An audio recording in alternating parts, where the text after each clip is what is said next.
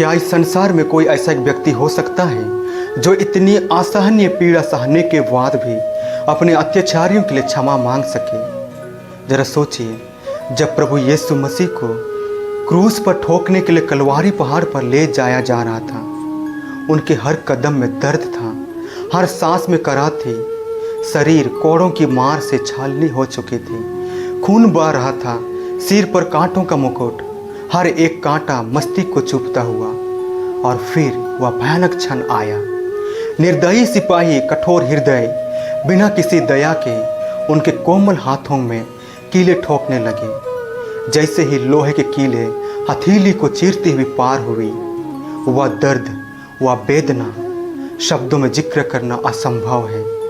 हर चोट पर शरीर कांप उठा होगा, हर पहाड़ पर दिल तड़प उठा होगा। वह पीड़ा केवल शरीर की नहीं थी, वह आत्मा तक चीर देने वाली वेदना थी होगी। और जब पैरों में भी कीले ठोकी गई तो मानो पूरा शरीर दर्द की आग में जल उठा होगा। जैसे कि जब हमारे पैरों में एक छोटा सा कांटा चुभ जाता है तो हम दर्द से तड़प उठते हैं, बेचैन हो जाते हैं, चलना मुश्किल हो जाता है और हम तुरंत उसे निकालने की कोशिश करते हैं।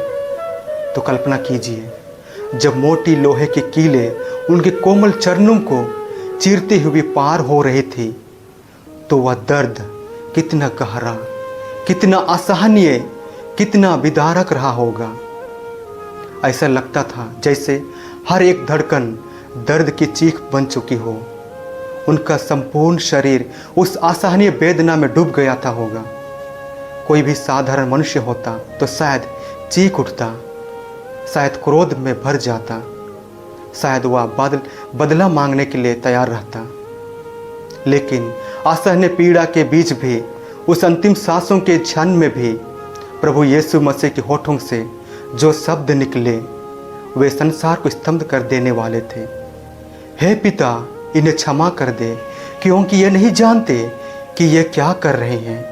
यह केवल शब्द नहीं थे, यह करुणा की पराकाष्ठा थी, या प्रेम की वह गहराई थी जहाँ दर्द भी छोटा पड़ जाता है।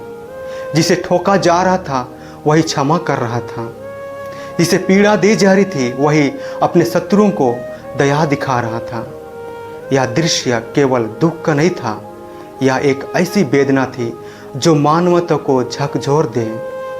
क्रूस पर लटका हुआ वह शरीर दर्द से टूट रहा था, लेकिन उसी क्षण प्रेम और क्षमा की एक अमर कहानी लिखी जा रही थी। और आज भी जब कोई उस क्षण को याद करता है तो हमारा हृदय व्याकुल हो जाता है, आंखों में आंसू आने लग जाती है, क्योंकि वह केवल एक व्यक्ति का दुख नहीं था, वह संपूर्ण मानवता के लिए सहा गया दर्द था। ऐसा प्रेम, ऐसा क्षमा शायद इस संसार में फिर कभी देखने को ना मिले। इसलिए यह पवित्र सप्ताह इस कठोर पीड़ा वेदना को बार बार स्मरण करने के लिए, एवं याद करने के लिए, एवं मनन चिंतन करने के लिए, यह समय हम सबके लिए बहुत ही महत्वपूर्ण समय होता है।